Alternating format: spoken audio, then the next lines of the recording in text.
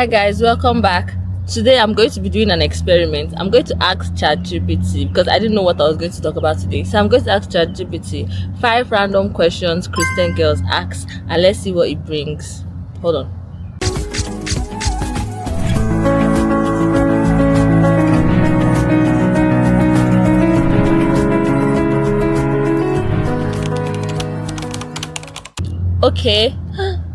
Okay, so the first one is before I continue, I'm not, you guys know, I don't know how to give advice. I'm not an advisor, but let's see if we can answer these questions together and let's see what the answers will be. Okay. So the first question says, how do I know if it's God's will for me to date someone? As ChatGPT asked this question, that's how most of us used to ask the question, how do you know if it's God's will for you to date someone? I don't know. But I feel like, guys, this answer is not tried and tested. Let me just tell you, it's not tried and tested. It's just my feelings. Okay, I feel like depending on your kind of relationship with God, how will you know? Like, God, I don't know how one will know whether it's God's will for you to date someone. I feel like depending on your relationship with God, how the two of you interact. If you are the kind of person that God tells you every single thing that you need to do, God, like you hear God audibly and things like that, then if you have that kind of situation going on, I mean, God will talk to you. Then if you are the kind of person that has like feelings, I feel led, I feel moved, all those kind of things, maybe you feel that too. But depending on how you and God communicate, that's if you are asking God if that's the person for you. But if you don't need to ask God, if you know kind of person, then if you know.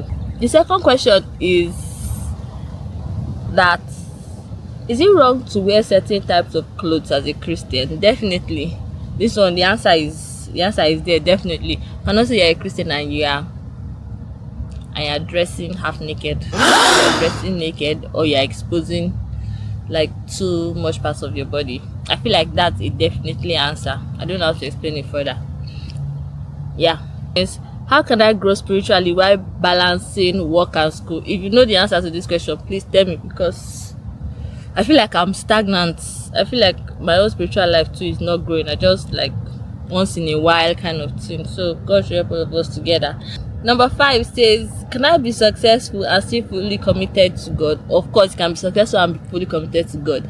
I like using elders like pastors and people ahead of us, because like we can see them, they're always committed, they are doing the things of God, and they're there. So if you are really like serious about your Christian relationship and you want it to grow, then you can be successful and have a committed relationship to God. The next question says, is it okay to attend a different church from the one I grew up in? It's okay to attend a different church from the one you grew up in. I feel like at a point we'll get to, as individual human beings, you will start having like different preferences, and your preferences are your parents' preferences.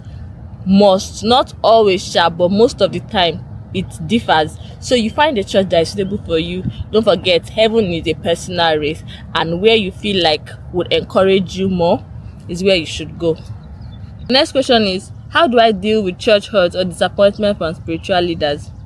Number 1, you should not put anybody on a pedestal. We're all human beings. So anything that happens, any disappointment or any church hurt that you feel, don't look at the person as, this is a representative of God. Just say, this is a normal human being that hurts me.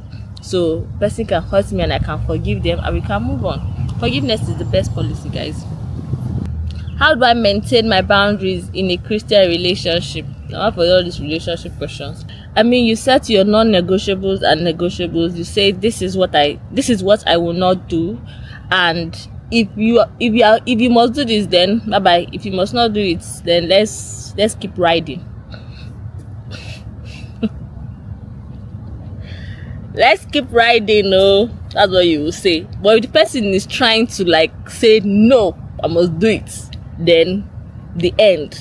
I also believe in a lot of prayer in relationships. I feel like relationships that pray a lot, there is more influence. They allow God, like there is more influence of God in the relationship, and it allows them to like have more communion and communication with God, which may also bring temptations, but at the same time would also strengthen them to stay away from like temptations.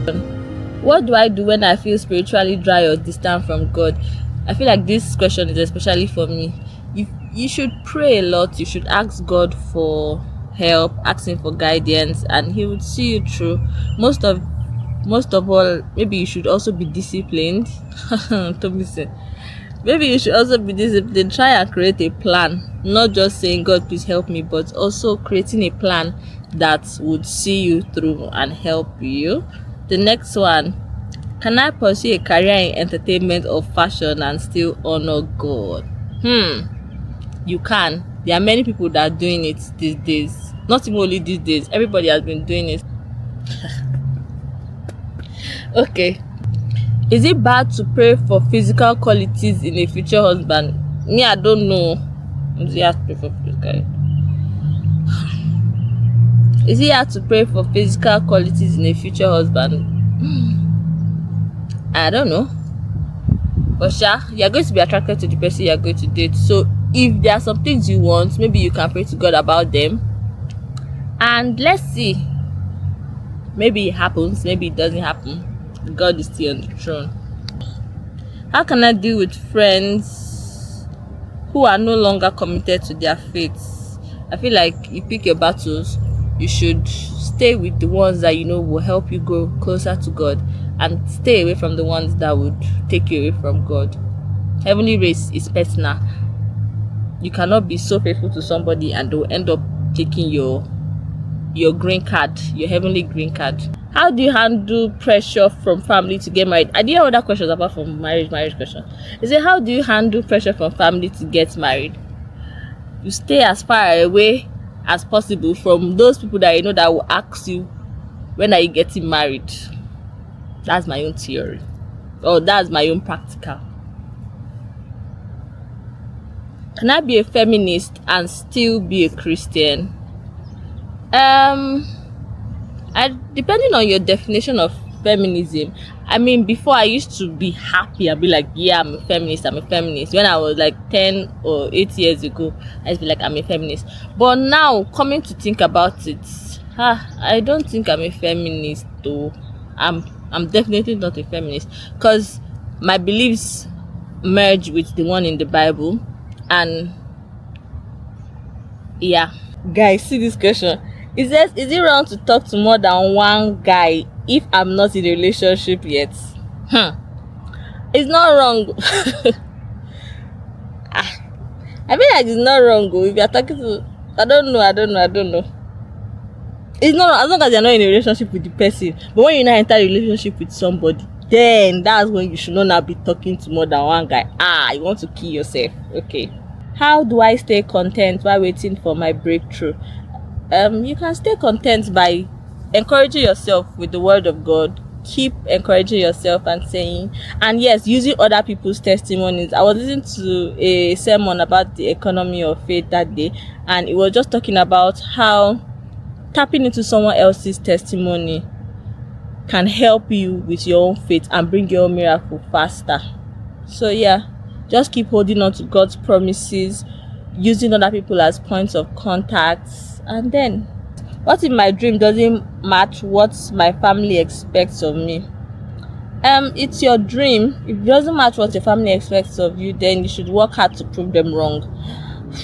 Is it okay to go to therapy as Christians? It's okay. Can I still be a virgin and feel ashamed because of my past? Yeah.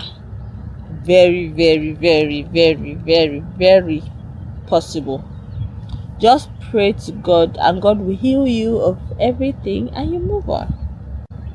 What's the balance between faith and taking practical steps? The balance between faith and taking practical steps is just putting in the work and believing in God.